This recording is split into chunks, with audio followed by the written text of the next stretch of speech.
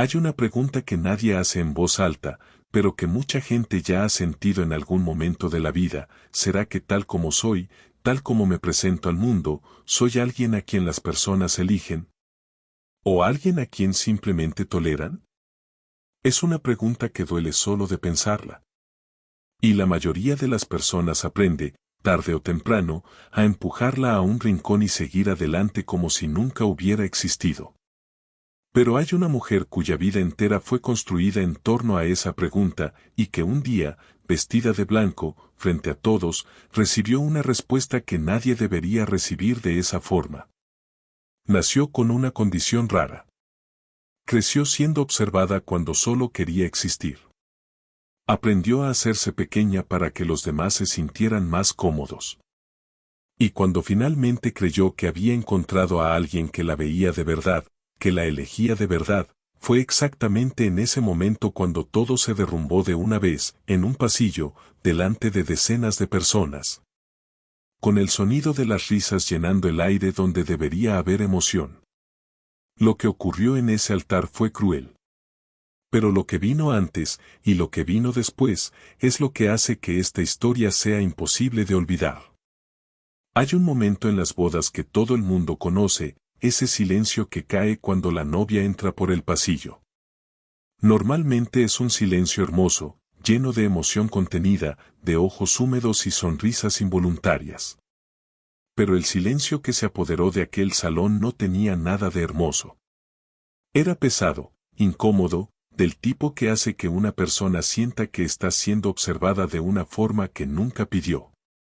Los invitados estaban allí, bien vestidos, con sonrisas listas, pero las miradas no seguían el vestido. Seguían su cuerpo. Analizaban. Comparaban. Juzgaban, aunque fuera en silencio, como si la ceremonia fuera un segundo plano para el verdadero espectáculo que se estaba montando sin que ella lo supiera. Ella caminaba con la cabeza en alto, sosteniendo el ramo con ambas manos, intentando convertir cada paso en algo firme. Por fuera, se notaba el esfuerzo, ese tipo de control que solo aparece cuando una persona está luchando contra algo que no logra nombrar. Sabía que había miradas. Siempre lo supo. Desde pequeña había aprendido a sentir ese peso específico en el aire, esa diferencia sutil entre ser vista y ser observada. Pero ese día, en ese pasillo, había decidido creer que sería diferente. Que el amor que había construido a su lado sería más grande que cualquier mirada externa. Había decidido confiar, y caminaba hacia esa decisión con cada paso que daba. El novio estaba de pie en el altar, como se espera. Pero había algo mal en su postura, una rigidez que no combinaba con el nerviosismo de un novio. No la miraba con esa anticipación típica de quien está a punto de recibir a la persona que ama. Miraba hacia los lados. A los invitados. Como si estuviera monitoreando el ambiente, leyendo las reacciones de las personas a su alrededor, como alguien que necesita validación externa antes de tomar cualquier decisión. Y cuando ella finalmente se acercó lo suficiente como para que sus miradas se encontraran, él retrocedió levemente, un gesto pequeño, casi imperceptible, pero que ella sintió como si hubiera recibido un empujón en el pecho. Fue entonces cuando soltó la frase. No gritó, no lloró, no hubo drama, fue casi casual, lo que hizo todo aún más cruel. No puedo hacer esto. 4 palabras que rasgaron el aire del salón. Y entonces ocurrió algo que nadie que estuvo allí ese día olvidará fácilmente, en lugar de shock, en lugar de ese silencio paralizante que una situación así normalmente provoca, el ambiente respondió con risas. Primero una, discreta, ahogada por la mano de alguien. Luego otra. Y otra más. Como si se hubiera dado un permiso, como si su gesto de retroceso hubiera liberado a todos para dejar escapar lo que ya estaban pensando desde que ella había entrado por la puerta. Las risas dejaron de ser contenidas con una rapidez sorprendente. Las personas se inclinaban levemente, intercambiaban miradas entre sí, señalaban de forma discreta, el tipo de comportamiento que la gente adopta cuando siente que está presenciando algo raro. Algo que no deberían encontrar gracioso, pero aún así lo hacen.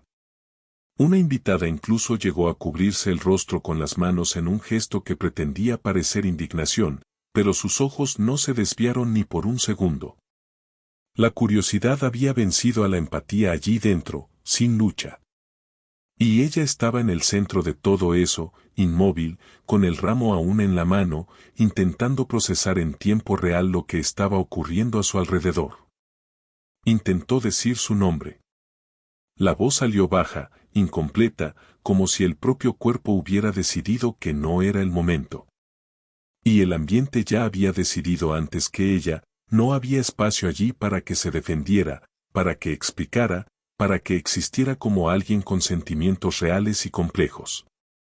Había sido transformada, en ese instante, en un personaje de una situación que las personas estaban consumiendo con la mirada. El novio, mientras tanto, se acomodó la corbata, enderezó el saco, un gesto cargado de simbolismo que tal vez ni siquiera percibía, pero que todos a su alrededor vieron con claridad. Era como si estuviera limpiando su propia imagen frente a una audiencia que sabía que lo estaba observando. Su padre estaba a unos pasos de distancia, en el lugar donde se había quedado después de entregar la mano de su hija. Alguien que hubiera estado prestando atención habría visto los puños cerrados, los dedos apretando la tela de su propio saco. Pero nadie estaba prestando atención en él. Toda la energía del ambiente estaba dirigida hacia el centro del salón, hacia ese momento que se había salido completamente de control. Él quería moverse, cualquier padre lo querría, pero el peso del juicio colectivo había creado una especie de parálisis alrededor de todos los que, de alguna forma, estaban de su lado. Como si intervenir fuera a romper una regla no escrita que el ambiente había establecido.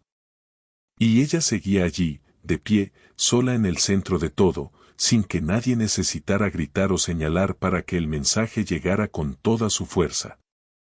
Las risas eran suficientes. Su distanciamiento era suficiente. El silencio de las personas que deberían haberse levantado era suficiente. Cada elemento de ese ambiente estaba comunicando lo mismo, al unísono, sin que nadie tuviera que usar palabras, que ella no pertenecía allí.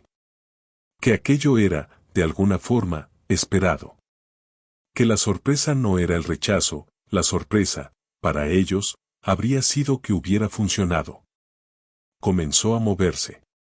No corrió, y eso dice mucho sobre quién era.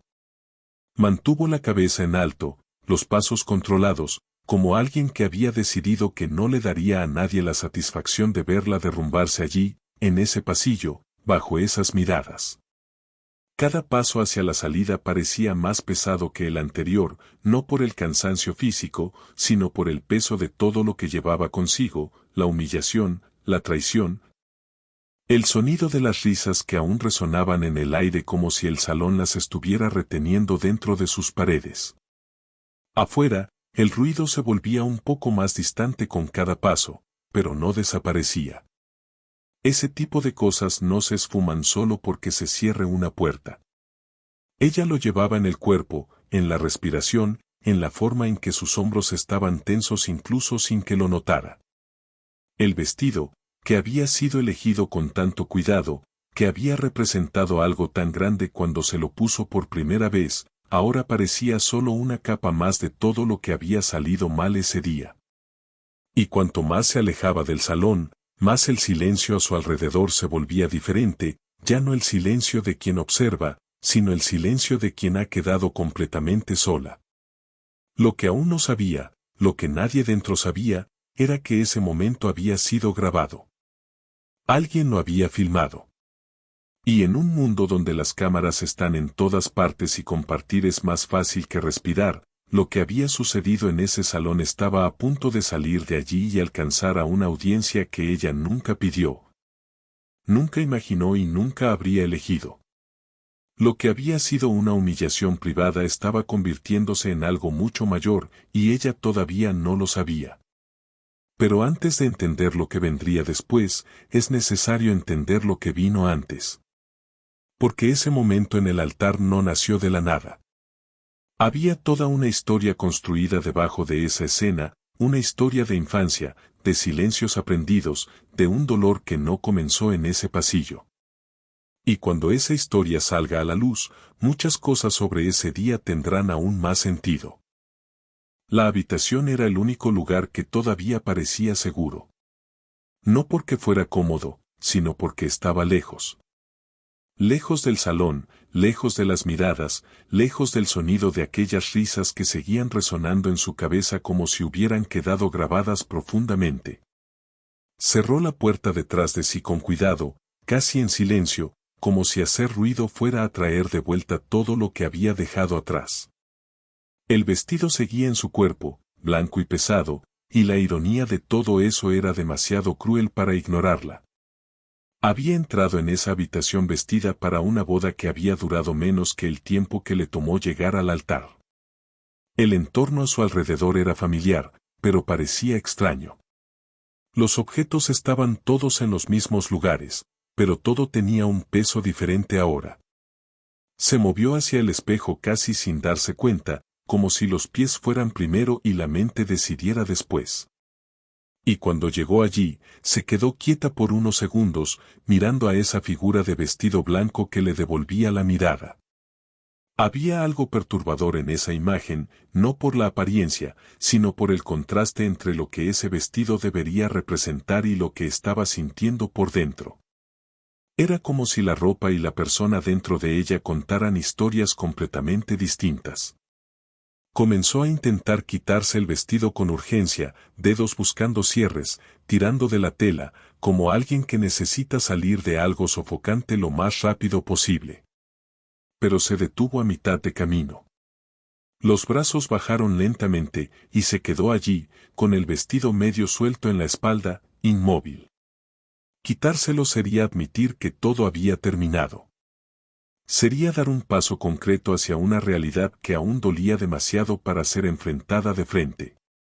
Y entonces quedó suspendida en ese punto intermedio, ni vestida para la ceremonia, ni lista para lo que viniera después. Simplemente detenida, en un espacio entre lo que fue y lo que aún no tenía nombre. El teléfono estaba sobre la cama, vibrando casi constantemente. Mensajes llegando, notificaciones parpadeando, el mundo afuera intentando entrar de alguna forma. Miró el aparato por un momento, luego giró la pantalla hacia abajo con un gesto lento y deliberado. No era el momento. O tal vez no había un momento adecuado para eso, para leer mensajes de personas que acababan de presenciar su humillación y ahora querían decir algo al respecto. Fuera con lástima, con curiosidad o con palabras bien intencionadas que, aún así, no llegarían hasta donde el dolor estaba instalado. El silencio de la habitación comenzó a llenarse de otra cosa, recuerdos. No organizados, no cronológicos, sino de los que aparecen cuando la guardia baja por completo. Destellos de situaciones antiguas, un comentario en un grupo de amigos que quedó suspendido en el aire de una manera extraña.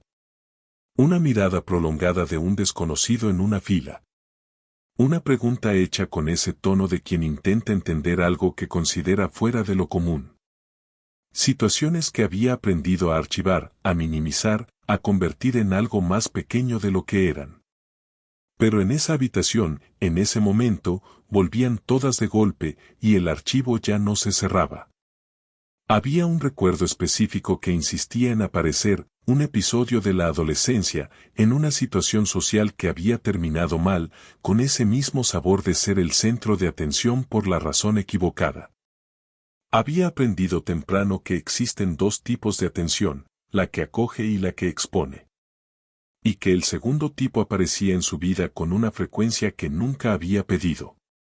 Con el tiempo, había desarrollado estrategias para lidiar con eso, formas de entrar en un ambiente sin ocupar demasiado espacio, de responder antes de que preguntaran. De anticipar la incomodidad ajena para que no se convirtiera en una situación. Pero ese día, todas esas estrategias habían fallado al mismo tiempo. Se acercó a la ventana sin un destino claro, solo necesitaba moverse, necesitaba que el cuerpo hiciera algo mientras la mente procesaba. Afuera, la vida continuaba a su ritmo habitual. Autos pasando, alguien caminando por la acera, el sonido lejano de una conversación. El mundo no se había detenido. Claro que no. El mundo nunca se detiene por el sufrimiento individual, y ella lo sabía racionalmente, pero hay una diferencia entre saberlo en teoría y sentirlo mientras la propia realidad se desmorona. Esa indiferencia del mundo exterior era, de una forma extraña, una de las cosas más pesadas de ese momento. De vuelta frente al espejo, hizo algo que pareció instintivo, levantó la mano y la colocó cubriendo la mitad de su propio rostro, dividiendo la imagen en dos. Era un gesto silencioso, pero cargado de un peso simbólico difícil de ignorar.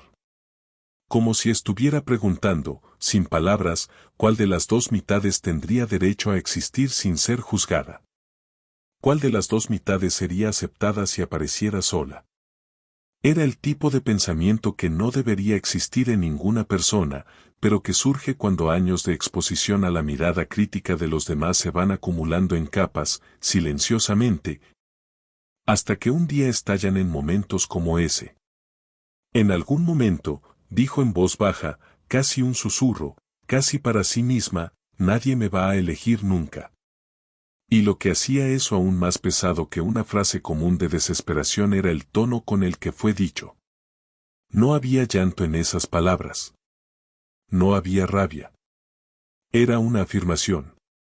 Una conclusión. Como alguien que ha terminado de encajar las piezas de un rompecabezas y simplemente está verbalizando el resultado. Y ese tono, esa calma inquietante en medio del dolor, decía más sobre lo arraigada que ya estaba esa creencia que cualquier explosión emocional podría expresar. El vestido terminó en el suelo en algún momento de la noche, no con urgencia, no con drama, simplemente lo dejó caer. Se quedó sentada al borde de la cama, en un silencio que había cambiado de calidad con el paso de las horas. Al principio era un silencio ensordecedor. Luego se fue volviendo más denso, más familiar, más parecido al tipo de silencio que conocía bien, el que aparece cuando una persona decide que no vale la pena intentar ser comprendida por el mundo exterior. El teléfono seguía boca abajo. Las notificaciones seguían llegando. Y ella seguía allí, dentro de ese silencio, sin tener la menor idea de qué vendría después. Lo que había ocurrido en ese altar no era un punto de llegada, era un punto de quiebre. Y los puntos de quiebre, por más dolorosos que sean, suelen ser también el lugar donde las historias cambian de dirección. Pero antes de llegar a ese cambio, había toda una trayectoria que necesitaba ser entendida. Porque el dolor de ese día no había nacido ese día. Tenía raíces más antiguas, más profundas, y esas raíces tenían una dirección muy específica, la infancia. Existe un tipo de aprendizaje que no ocurre en el aula. No tiene profesor, no tiene libro, no tiene una fecha marcada para comenzar. Va llegando poco a poco, en situaciones pequeñas, en momentos que parecen insignificantes en su momento pero que se van acumulando en capas hasta formar algo sólido. Algo que la persona lleva consigo sin darse cuenta de que lo está cargando. Para ella, ese aprendizaje comenzó temprano, más temprano de lo que cualquier niño debería tener que aprender algo sobre el juicio, sobre la diferencia. Sobre el peso de ocupar un espacio que el mundo alrededor insiste en marcar como fuera de lo normal. La condición que tenía desde el nacimiento no era invisible. Era algo que se manifestaba en la piel, en el cuerpo, de una forma que hacía imposible pasar desapercibida en cualquier entorno nuevo. Y los niños, por más inocentes que sean en intención, son brutalmente honestos en sus reacciones. No filtran. No calculan el impacto de lo que dicen o hacen. Así que desde los primeros años de escuela, ya sabía lo que era entrar en un aula y sentir que el ambiente cambiaba ligeramente, esa fracción de segundo en la que las miradas se ajustan. Procesan y deciden que hay algo diferente allí. Aprendió a identificar ese momento con una precisión que ningún niño debería tener. El silencio a su alrededor nunca fue neutro, y esa es una distinción importante. El silencio neutro es el que existe cuando nadie está prestando atención. El silencio que ella conocía era lo opuesto, era observación concentrada, evaluación en curso, el tipo de quietud que precede a un comentario o a una pregunta que llegará de todos modos, es solo cuestión de tiempo. En la escuela, desarrolló una especie de sexto sentido para eso. Sabía cuando alguien estaba a punto de preguntar algo sobre su apariencia. Sabía cuando un grupo de niños acababa de hablar de ella en voz baja. Ese tipo de percepción aguda no es un don, es una respuesta de supervivencia. Hubo un episodio que quedó grabado con una claridad que el tiempo no borró. Una profesora, en un día de clase cualquiera, decidió explicar su condición al grupo. La intención probablemente era buena, o al menos eso creía la profesora. Pero el efecto fue convertir a aquella niña, en ese instante, de alumna en objeto de estudio. En curiosidad. Los niños escuchaban con esa atención específica de quien está procesando una novedad. Y ella permanecía sentada en su silla sintiendo el peso de todas las miradas convergiendo sobre su propio cuerpo como si fuera la lección del día. Después de eso, las preguntas de sus compañeros aumentaron, pero no fueron mejores. Fueron más atrevidas, porque ahora había una especie de permiso implícito. Un compañero, en una ocasión, extendió la mano y le tocó el brazo sin pedir permiso. No con maldad declarada, con curiosidad. Como alguien que toca una tela en una tienda para sentir la textura, sin pensar que del otro lado hay una persona que siente eso. Ella retiró el brazo despacio, sin hacer escándalo, porque ya había aprendido que reaccionar llamaba más la atención que absorber en silencio. Pero ese contacto quedó. No por el dolor físico, no había dolor físico. Quedó por lo que comunicaba sin palabras, que su cuerpo era considerado lo suficientemente fuera de la norma como para ser investigado sin permiso. Como si la posesión sobre él fuera de alguna manera compartida con cualquiera que tuviera suficiente curiosidad. En casa, había amor. Eso es importante decirlo, porque su historia no es la de una familia ausente ni la de un hogar sin afecto. Su madre estaba presente, cuidaba, protegía con la dedicación de quien sabe que el mundo exterior no será amable. Pero había algo en la mirada de su madre que ella aprendió a reconocer con el tiempo, un miedo específico. Del tipo que aparece cuando una persona ama profundamente a alguien y al mismo tiempo es plenamente consciente de todo lo que ese alguien tendrá que enfrentar. Era una mirada que quería proteger, pero que involuntariamente confirmaba que había algo que proteger. Y para una niña que aún estaba construyendo su identidad, ese mensaje llegaba mezclado. Fue aprendiendo, entonces, a cubrirse.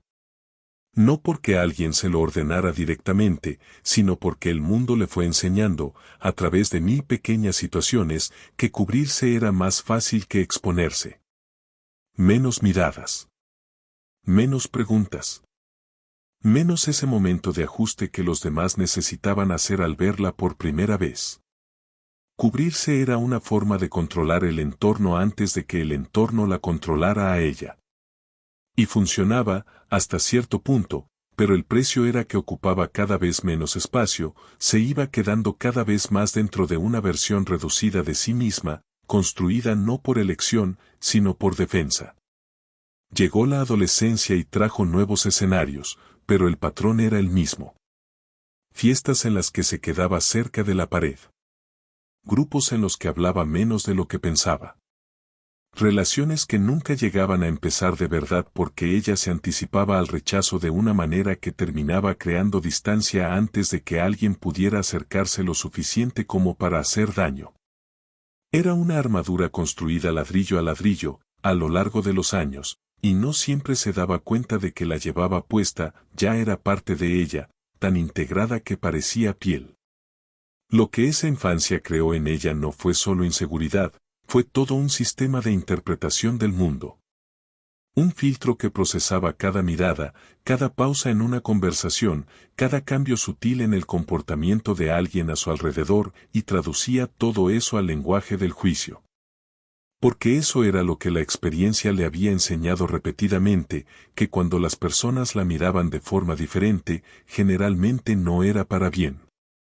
Y aun cuando lo era, aun cuando la mirada era genuinamente positiva, el filtro ya estaba instalado y funcionando, y a veces era difícil distinguir una cosa de la otra. Pero incluso cargando con todo eso, creció. Construyó una vida. Desarrolló personalidad, inteligencia, humor, la capacidad de crear conexiones reales con las personas que estaban dispuestas a quedarse. No era una persona rota, era alguien que había aprendido a existir en un mundo que con frecuencia la trataba como una excepción, y que aún así seguía eligiendo estar presente. Y fue precisamente esa persona, con toda esa historia a cuestas, quien un día encontró a alguien que parecía, por primera vez, no necesitar tiempo para adaptarse. Alguien que llegó sin esa pausa, sin esa mirada de ajuste. Y eso, para ella, significó mucho más de lo que debería. Él no reaccionó. Esa fue la primera señal, y, paradójicamente, fue lo que hizo que todo comenzara. Porque para ella, que había pasado toda la vida calibrando su propio comportamiento en función de las reacciones ajenas, alguien que simplemente no reaccionaba era casi incomprensible. No había esa fracción de segundo de ajuste en la mirada, no había la pausa sutil antes de continuar la conversación, no había esa amabilidad ligeramente forzada de quien intenta demostrar que no está incómodo, lo que, en sí mismo, ya demuestra que lo está. Él simplemente continuó la conversación. Natural. Directo. Como si ella fuera exactamente lo que era, una persona. Nada más. Y para alguien que había crecido siendo tratada como una excepción, ser tratada como la norma tenía un impacto profundo. Los primeros encuentros fueron ligeros de una manera a la que ella no estaba acostumbrada. Él preguntaba sobre ella, no sobre la condición, no sobre cómo era crecer con eso, no sobre lo que la gente solía decir. Preguntaba sobre lo que pensaba, lo que le gustaba, lo que le molestaba, lo que la hacía reír. Conversaciones que giraban en torno a su personalidad, no a su apariencia. Y cada vez que eso ocurría, ella sentía algo que le tomó tiempo poder nombrar, la sensación de estar siendo vista de verdad. No observada. No analizada. Vista, con la diferencia que existe entre alguien que te mira y ve un misterio por resolver, y alguien que te mira y simplemente reconoce a una persona. La guardia fue bajando poco a poco, como suele suceder con quien aprendió a construirla ladrillo por ladrillo. No fue una decisión consciente, fue un proceso gradual, casi imperceptible, en el que cada conversación iba quitando una capa de cautela que ni siquiera sabía que aún llevaba. Empezó a hablar más. A ocupar más espacio en las conversaciones. A hacer bromas sin calcular antes si serían bien recibidas. A discrepar de él sin ese miedo antiguo de que discrepar fuera el comienzo del fin. Era extraño, esta nueva forma de relacionarse, extraño en el sentido de ser desconocido, no en el sentido de ser malo. Era simplemente diferente de todo lo que había experimentado antes. Pero había detalles que fue archivando sin darse cuenta. Pequeñas situaciones que, de forma aislada, parecían razonables, tenían explicación, tenían contexto, se podían entender.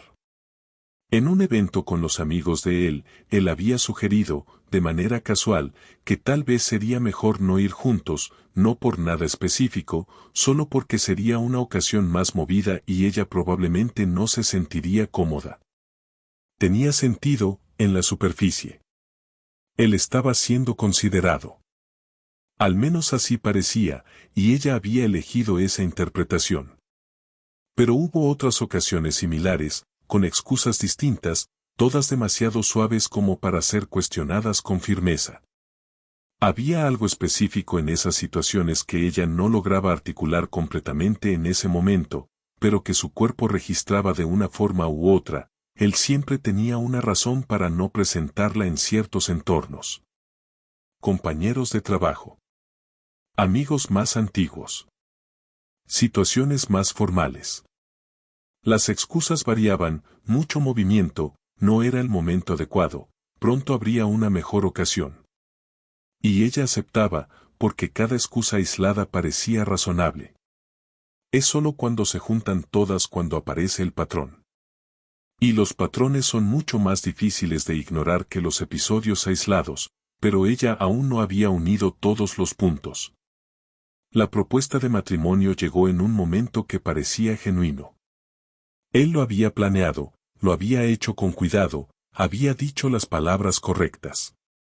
Y ella se quedó mirando ese momento, a él, al escenario, a lo que se le estaba ofreciendo, y sintió esa vacilación que el estómago registra antes de que la mente procese.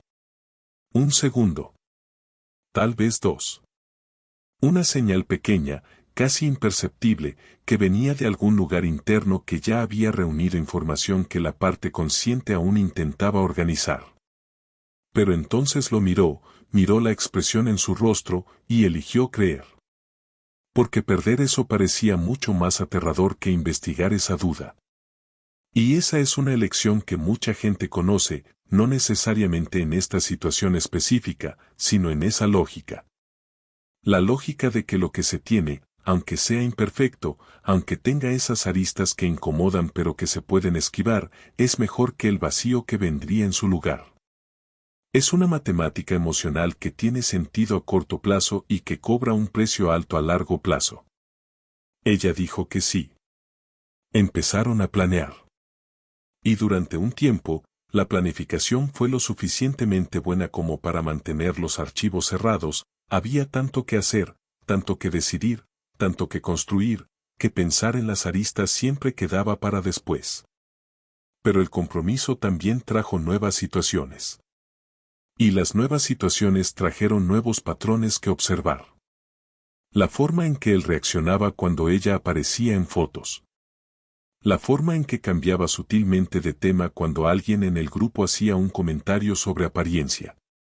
La forma en que, a veces, cuando estaban en público, su mirada recorría rápidamente el entorno antes de volver a ella, como alguien que está monitoreando lo que los demás están pensando. Son gestos pequeños. Son cosas que, si alguien las describiera en voz alta, sonarían como exageración, como una sensibilidad excesiva. Pero ella los registraba, en silencio, en el mismo archivo que había empezado a llenarse incluso antes del compromiso. Existe una diferencia muy clara entre alguien que te ama a pesar de las dificultades que eso pueda traer, y alguien que te tolera mientras las dificultades se mantienen dentro de un límite manejable. La primera persona enfrenta el mundo contigo. La segunda persona gestiona cuánto de su mundo va a exponerse. Y ella, en el fondo, ya empezaba a sentir esa diferencia, no con palabras, no con una conciencia clara todavía, sino con esa sensación difusa de que había algo que no encajaba del todo. Que había una capa de la relación que nunca terminaba de ser completamente cómoda. Pero sentir no es lo mismo que saber. Y saber no es lo mismo que actuar. Entre percibir que algo está mal y lograr nombrarlo, hay un espacio enorme, y dentro de ese espacio, las personas construyen justificaciones, se convencen a sí mismas. Encuentran ángulos que vuelven las cosas aceptables por un día más, por una semana más, por un mes más. Ella estaba en ese espacio. Planeando una boda con un hombre que la hacía sentirse vista en algunos momentos e invisible en otros, sin haber logrado todavía unir esas dos cosas en una imagen coherente.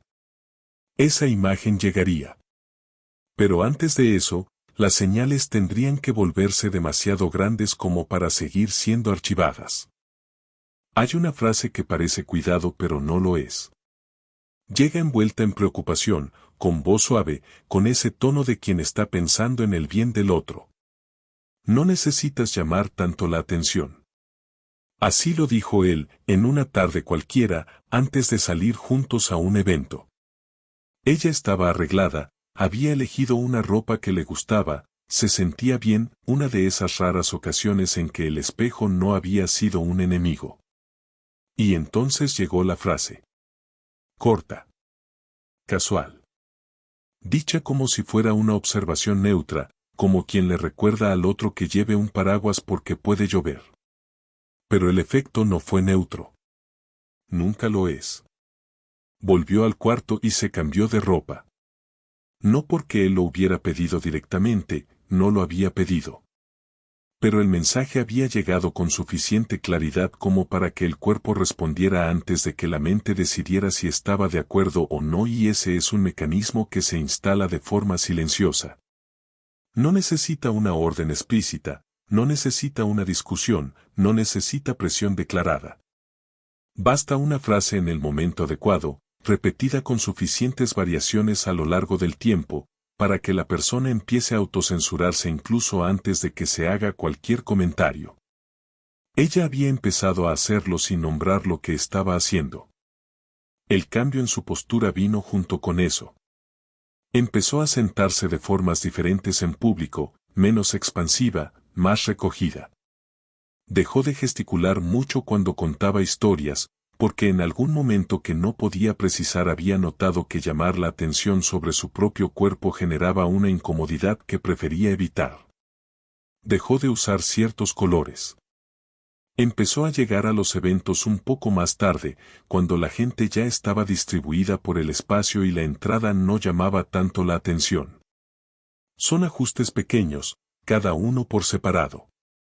Juntos, representan a una persona que fue aprendiendo gradualmente a ocupar menos espacio dentro de su propia vida. Las fotos fueron el siguiente capítulo. Empezó a evitar aparecer en los registros, no de forma dramática, no con una negativa explícita, sino con esa forma de estar siempre ligeramente fuera del encuadre, de sugerir que el otro se pusiera delante. De tomar el teléfono para fotografiar en lugar de ser fotografiada. Y cuando alguna foto aparecía de todos modos, había una incomodidad que no lograba describir del todo, no era vanidad, no era vergüenza en el sentido simple de la palabra. Era la sensación de que ver esa imagen circulando exponía algo que había aprendido a mantener protegido. Como si la foto capturara no solo la apariencia, sino también la vulnerabilidad que venía con ella. Hasta que un día escuchó. No fue intencional. Estaba en una habitación cercana, las voces llegaron por el pasillo, y las palabras fueron tomando forma antes de que pudiera decidir si quería oírlas o no. Él estaba conversando con amigos. El tono era ligero, casual, del tipo de conversación que ocurre cuando las personas creen que no están siendo escuchadas.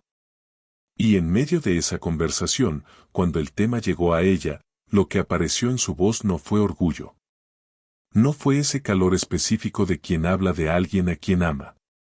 Fue algo diferente, más cercano a una explicación que a una celebración. Como alguien describiendo una situación que gestiona, no a una persona que eligió. Eso se quedó. De ese tipo de cosas que permanecen incluso cuando la persona intenta activamente no pensar en ello. Se fue a otra habitación, siguió con el día, sonrió cuando correspondía, respondió cuando le preguntaron algo, pero estaba cargando esas palabras, repitiendo mentalmente el tono. Intentando encontrar una interpretación alternativa que hiciera que doliera menos. Es un ejercicio que el cerebro hace automáticamente cuando la verdad resulta demasiado incómoda para ser aceptada de frente, busca salidas, ángulos, contextos que vuelvan la situación más tolerable. Y por un tiempo, los encuentra. Pero esos ángulos alternativos tienen fecha de caducidad. Lo que hacía todo esto aún más difícil de resolver era el hecho de que había momentos genuinamente buenos. Eso es importante entenderlo, porque la narrativa simplificada sobre las relaciones que duelen suele pintar al otro lado como completamente vil, completamente calculador, completamente consciente del daño que causa. La realidad rara vez es tan limpia. Había tardes realmente buenas, conversaciones auténticas, momentos en los que ella se sentía exactamente como al principio, vista, presente, completa. Y esos momentos funcionaban como contrapeso. Hacían más difícil confiar en las percepciones negativas, porque había evidencia contraria allí mismo, accesible, reciente. Pero el patrón seguía revelándose en las grietas. En la forma en que él respondía cuando alguien hacía un comentario sobre ella frente a ambos, no con defensa, sino con un silencio que era consentimiento disfrazado de neutralidad. En la forma en que planificaban la boda, donde las decisiones sobre a quién invitar pasaban por un filtro implícito que ella nunca había pedido que existiera. En la forma en que, cuando intentaba hablar sobre alguna de esas situaciones, la conversación siempre terminaba de una manera que la dejaba cuestionándose si había exagerado, si había sido injusta, si había creado un problema donde no lo había. Ese es un movimiento específico, y ella estaba aprendiendo a reconocerlo, pero aún no tenía el vocabulario para nombrar lo que estaba viendo.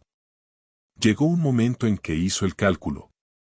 No en papel, no de forma consciente y organizada, sino ese cálculo emocional que una persona hace cuando finalmente se sienta con todo lo que ha ido acumulando y trata de entender lo que tiene delante. De un lado, el miedo a perder.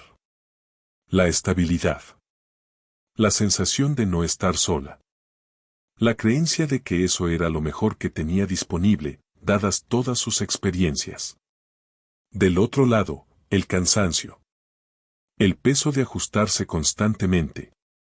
La voz que se había ido apagando a lo largo de los meses. La versión de sí misma que se había ido encogiendo para caber en un espacio que nunca había sido hecho para ella. Y entonces eligió quedarse. No porque no hubiera visto las señales, las había visto. No porque no hubiera sentido el peso, lo había sentido. Sino porque borrarse poco a poco parecía, en ese momento, menos aterrador que enfrentar la posibilidad de empezar de cero. Es una elección que tiene cierto sentido cuando se está dentro de ella, y que solo revela su verdadero costo cuando las consecuencias llegan de una forma que ya no se puede ignorar. Y las consecuencias estaban llegando, con fecha marcada, con vestido blanco, con un pasillo que ella recorrería creyendo que se dirigía hacia el amor, sin saber que en realidad caminaba hacia el momento que lo cambiaría todo. Los días después de la boda que no ocurrió tenían una textura extraña. No eran dramáticos como la gente imagina cuando piensa en un colapso emocional, no había llanto constante, no había gritos, no había esa exteriorización intensa que al menos da la sensación de que algo se está procesando. Era lo opuesto. Era una especie de anestesia silenciosa, donde el tiempo pasaba pero nada parecía realmente avanzar. Se despertaba, existía durante algunas horas, volvía a dormir, y el ciclo se repetía sin que hubiera ninguna sensación de que un día fuera distinto al anterior. Las cortinas permanecían cerradas. La luz natural había dejado de ser bienvenida, porque había algo en la claridad del día que contrastaba demasiado con lo que se sentía por dentro. El apartamento fue adquiriendo esa atmósfera específica de un lugar que quedó en pausa en medio de algo. Había detalles de la boda aún dispersos, una lista, una tarjeta, un objeto que había sido separado para la luna de miel y que seguía en el mismo lugar donde fue dejado. Ella no movía esas cosas. No porque no pudiera, sino porque moverlas implicaría reconocer lo que representaban, y había un acuerdo tácito entre ella y sí misma de que ese reconocimiento debía posponerse un poco más. Era más fácil convivir con los objetos en su lugar que darles el peso que realmente tenían. En algún momento, empezó a borrar fotos. No todas de una vez, fue un proceso gradual, casi ritual. Una foto aquí, un álbum allá, imágenes que documentaban momentos que ahora tenían un sabor distinto. Pero lo curioso es que no eran solo fotos de él o fotos de ambos juntos. Eran fotos de ella. Imágenes de sí misma en distintas situaciones, en diferentes épocas, algunas que ni siquiera tenían relación directa con la relación. Como si estuviera intentando borrar no solo esa historia específica, sino versiones enteras de sí misma que habían existido durante ese periodo. Como si el proceso de empequeñecerse, que había comenzado sutilmente durante la relación, ahora se estuviera volviendo algo más concreto y deliberado. El espejo se había convertido en un territorio complicado. Lo evitaba con una constancia que ella misma no había notado conscientemente hasta el día en que pasó por el pasillo sin mirarlo por tercera vez consecutiva y algo en eso llamó su atención. Entonces, en un impulso que no habría sabido explicar del todo, se detuvo. Se giró. Lo enfrentó. Y se quedó allí un tiempo, mirando a esa persona que la miraba de vuelta, intentando encontrar algo que reconociera, no en el sentido físico, sino en uno más profundo. Como si la figura en el espejo fuera alguien a quien había conocido bien en algún momento del pasado, pero que el tiempo y las circunstancias habían vuelto gradualmente más distante. El aislamiento se había instalado de forma casi imperceptible. Al principio, era simplemente no responder a algunos mensajes, los que parecían exigir más de lo que ella tenía para dar en ese momento. Luego fue no atender llamadas. Después fue cancelar un compromiso, luego otro, con justificaciones que eran técnicamente verdaderas pero que encubrían la razón real.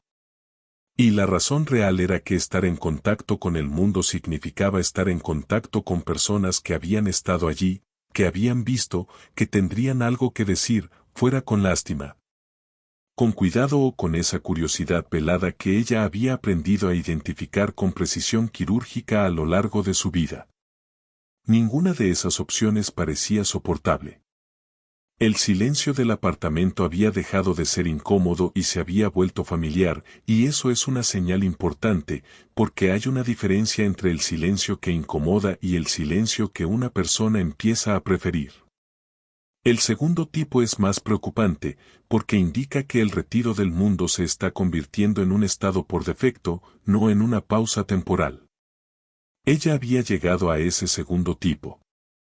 El apartamento se había convertido en un capullo no de recuperación, sino de estancamiento, un lugar donde el tiempo pasaba sin traer nada nuevo, donde los pensamientos giraban en los mismos carriles, donde las mismas conclusiones aparecían una y otra vez sin que hubiera nada externo que interrumpiera el ciclo. Y los pensamientos tenían un destino muy específico. Siempre volvían a la misma creencia, a la misma sentencia que había sido pronunciada en voz baja días antes y que se había instalado con una firmeza inquietante, que nadie la elegiría nunca. No como desahogo de un mal momento, esa fase ya había pasado. Era algo más arraigado ahora, más tranquilo, más parecido a una conclusión que a una emoción. Y las conclusiones son mucho más difíciles de deshacer que los sentimientos, porque los sentimientos pasan, las conclusiones permanecen y organizan la forma en que la persona interpreta todo lo que viene después. Había empezado a interpretar cada situación a través de ese filtro. Un mensaje no respondido lo confirmaba. Un plan que no funcionaba lo confirmaba. Una mirada de un desconocido en la calle lo confirmaba. La ausencia de mirada también lo confirmaba. Así funciona una creencia negativa consolidada, no necesita pruebas reales, porque tiene la capacidad de convertir cualquier situación en evidencia de sí misma. Y cuanto más tiempo pasa una persona sola, sin otras voces, sin otros puntos de vista, sin nada que interrumpa el monólogo interno, más esa creencia gana densidad, autoridad, permanencia. Lo que le estaba ocurriendo no era debilidad. Es importante decirlo con claridad, porque existe una tendencia a interpretar este tipo de colapso como falta de fuerza, como una falla de carácter, como algo que podría haberse evitado con más determinación o más resiliencia. No era nada de eso. Era el resultado previsible de toda una vida de exposición a un tipo específico de presión, sumado a una traición que llegó en el momento y en el lugar donde ella había depositado la mayor parte de la esperanza que aún tenía. Cualquier persona con la misma historia, en el mismo contexto, estaría en el mismo lugar. Eso no hacía la situación menos difícil, pero sí la hacía menos responsable del lugar en el que había caído.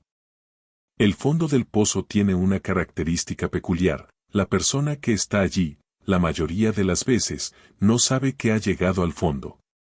No hay un cartel que lo indique, no hay un momento dramático de revelación. Es solo esa sensación de que las cosas son así y probablemente siempre serán así, y que quizás sea mejor dejar de esperar que cambien. Ella estaba en ese lugar. Con las cortinas cerradas, con las fotos borradas, con el espejo evitado y el teléfono boca abajo, construyendo, ladrillo a ladrillo, una versión del mundo donde no había espacio para sorpresas buenas. Pero afuera, sin que ella lo supiera, algo estaba ocurriendo que pronto llegaría hasta ella de una forma que no podría ignorar. Empezó pequeño. Una publicación en un grupo, compartida por alguien que había estado en la boda y que había grabado con el celular sin que nadie lo notara, o sin que a nadie le importara lo suficiente como para no grabar.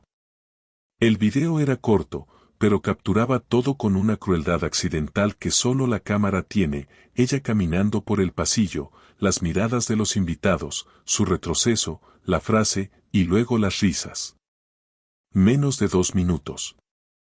El tipo de cosa que en otros tiempos habría quedado restringida a conversaciones privadas, a chismes que circulan dentro de un círculo y mueren allí. Pero estos no eran otros tiempos, y ese video no quedó restringido a nada. La velocidad con la que se difundió tuvo esa naturaleza específica que tiene Internet para el contenido que mezcla la vergüenza ajena con algo que las personas consideran extraordinario. Primero fueron los grupos de conocidos. Luego páginas más grandes lo tomaron y lo republicaron, siempre con alguna descripción que envolvía el contenido de una manera que maximizaba el impacto, a veces con falsa indignación, a veces con humor abierto. A veces con ese tono de quien está solo compartiendo pero sabe exactamente lo que está haciendo.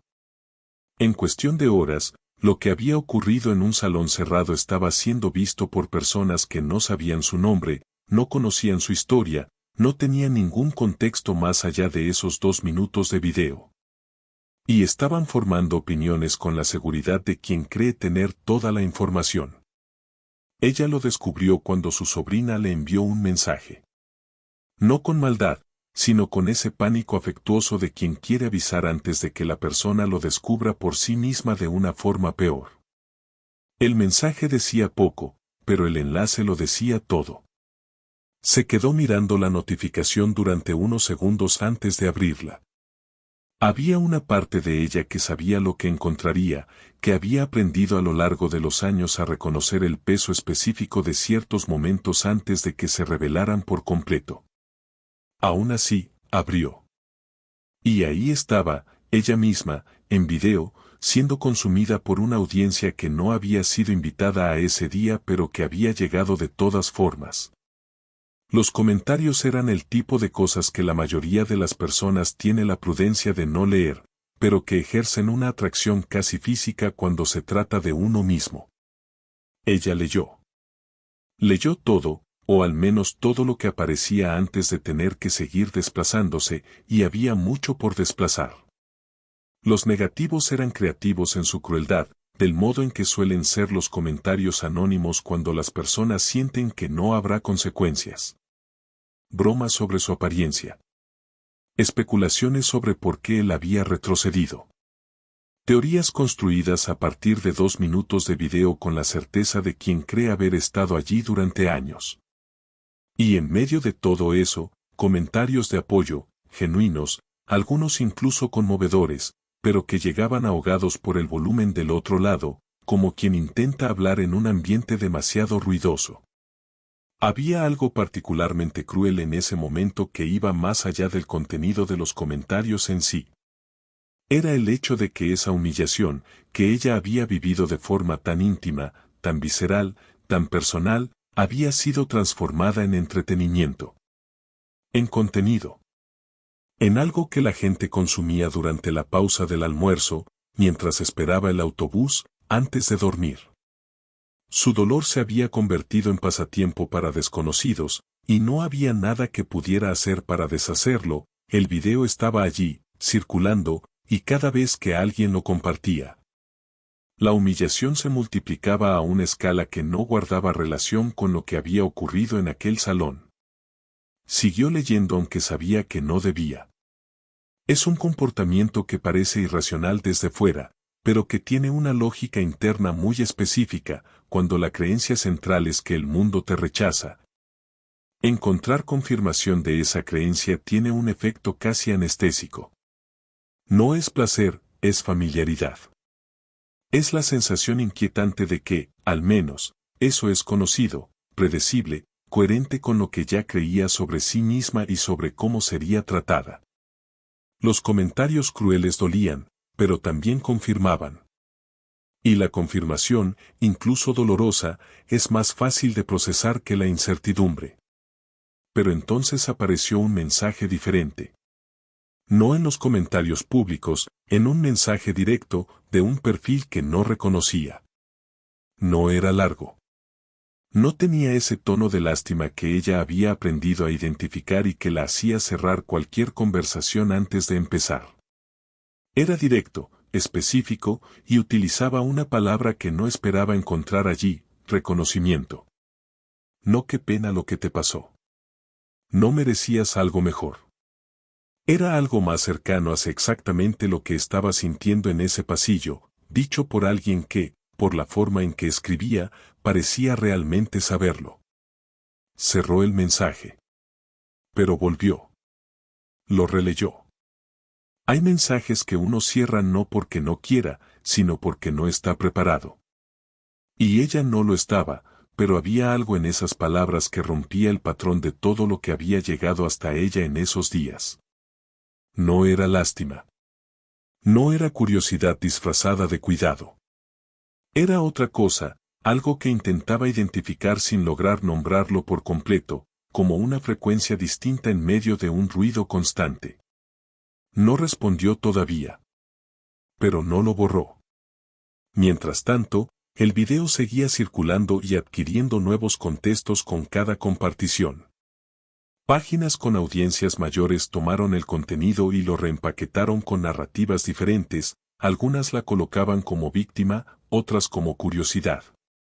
Otras como punto de partida para discusiones que tenían poco que ver con ella y mucho que ver con lo que cada creador quería abordar ese día. Se había convertido en personaje de historias que no había contado, en conversaciones que no había iniciado, defendiendo posturas que no había elegido. El control sobre su propia narrativa le había sido arrebatado sin que nadie pidiera permiso. Había una ironía pesada en todo eso. Había pasado toda su vida intentando ocupar menos espacio, intentando no llamar la atención, construyendo estrategias elaboradas para pasar desapercibida en entornos que de todos modos la observaban. Y entonces, en un solo día, se había vuelto visible para más personas que en toda su vida, por el peor motivo posible, en el peor momento posible, sin haber elegido nada de eso. El mundo había decidido que era interesante exactamente cuando estaba en su punto más bajo. Y allí afuera, en ese apartamento de cortinas cerradas, estaba intentando entender qué hacer con una visibilidad que nunca había pedido y que había llegado envuelta en todo lo que más temía. El mensaje seguía allí, sin borrar, esperando. Y había algo en eso que, incluso en medio de todo lo demás, atraía su atención de nuevo. Como si esas palabras específicas, dichas por esa persona desconocida en un momento inesperado, hubieran tocado algo que el resto, los comentarios, el video, la exposición, no había logrado alcanzar. Aún no sabía qué hacer con eso. Pero el hecho de no haberlo borrado ya decía algo. La primera vez que salió de casa después de todo fue en una mañana común, sin planificación, sin preparación emocional. Sin ese ritual de prepararse mentalmente para el mundo exterior que se había vuelto necesario a lo largo de los años. Fue casi por impulso, el apartamento se había vuelto demasiado pequeño para contener todo lo que estaba sintiendo, y en algún momento el cuerpo simplemente decidió que necesitaba aire. Tomó las llaves, abrió la puerta y salió. Sin cubrir más de lo necesario para el frío de la mañana. Sin calcular la ruta para evitar lugares concurridos. Sin el planeamiento defensivo que se había vuelto una segunda naturaleza. Simplemente salió. La calle tenía ese movimiento típico de una mañana de día laboral, personas yendo al trabajo, una panadería con la puerta abierta y el olor a café llegando hasta la acera. Un perro siendo paseado por un hombre que no prestaba atención a nada más que al perro. El mundo estaba completamente indiferente a su presencia, y esta vez esa indiferencia no dolió, fue casi un alivio. Caminó sin un destino definido, a un ritmo que fue abriendo espacio para algo que había sido sofocado en las últimas semanas, la simple sensación de estar presente en un lugar, en su propio cuerpo, sin estar al mismo tiempo monitoreando el entorno en busca de amenazas. Las miradas seguían existiendo. Eso no había cambiado, nunca había cambiado, y sabía que probablemente nunca cambiaría del todo. Un hombre en una mesa miró un segundo más de lo habitual. Una mujer en la fila del mercado hizo esa pausa sutil de quien está procesando algo. Ella lo notó.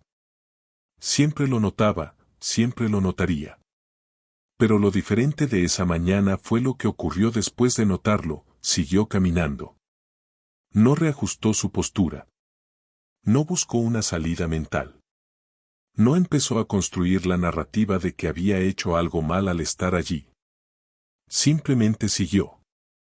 Y esa pequeña distancia entre la mirada ajena y su propia reacción era algo nuevo, algo que no había sentido antes con esa claridad. El mensaje seguía en el teléfono, sin responder, pero tampoco borrado. En esos días había pensado en él con una frecuencia que no lograba justificar racionalmente. Había algo en esas palabras que seguía tirando, como un hilo que, al ser jalado suavemente, no cede, indicando que está sujeto a algo sólido del otro lado. Finalmente respondió una noche, con una frase corta, casi a modo de prueba, como quien mete el pie en el agua antes de decidir si entra. La respuesta llegó rápido, sin ese exceso de entusiasmo que suele acompañar a quienes quieren algo. Era simple. Mantenía el mismo tono de la primera vez. Y esa consistencia decía más que cualquier palabra elegida. El espejo volvió a formar parte del día. No de manera dramática, no con un momento de epifanía en el que se miró y de repente todo estuvo bien, no fue así. Fue mucho más simple y mucho más significativo que eso. Pasó por el pasillo, se detuvo, miró, y se quedó allí un rato sin intentar corregir nada. Sin cubrir nada con la mano. Sin dividir el rostro en mitades, como había hecho semanas antes. Solo miró, con una atención neutra, como quien observa algo familiar que merece ser visto de cerca. Fue un momento pequeño. Pero los momentos pequeños son exactamente de donde empiezan los grandes cambios. Los hábitos fueron regresando poco a poco, en el orden que tenía sentido para ella, no en una secuencia lógica, no según un plan. Una mañana hizo café y se sentó a tomarlo sin el teléfono en la mano, simplemente presente en ese momento sencillo. Otra mañana abrió las cortinas. No todas, no abrió la ventana de par en par, abrió lo suficiente para dejar entrar un hilo de luz, y se quedó mirándolo durante algunos minutos como si fuera algo que había olvidado que existía. Son gestos que parecen insignificantes al describirlos, pero que para alguien que había pasado semanas en la oscuridad representaban un movimiento real hacia algo distinto. Las conversaciones con la persona del mensaje fueron creciendo con una naturalidad de la que ella había aprendido a desconfiar, porque demasiada naturalidad solía anteceder algún tipo de decepción en su experiencia. Pero había algo diferente en esa relación desde el inicio, no había prisa, no había una agenda visible, no había ese peso de alguien que quiere salvar, corregir o convertir su situación en un proyecto personal. Era más parecido a dos personas reconociéndose, compartiendo experiencias con puntos en común, construyendo algo que aún no tenía nombre pero que ocupaba un espacio real. Y entonces ocurrió el encuentro con él. No planificado, no dramáticamente inevitable, solo el tipo de cruce que las ciudades grandes propician entre personas que alguna vez formaron parte del mismo círculo. Él estaba en una cafetería, ella entró sin saber que él estaría allí, y ambos se vieron antes de que cualquiera pudiera desviar la mirada o cambiar de rumbo sin que resultara evidente. Hubo un momento suspendido, esa fracción de segundo en la que el cuerpo decide cómo reaccionar antes de que la mente termine de procesar.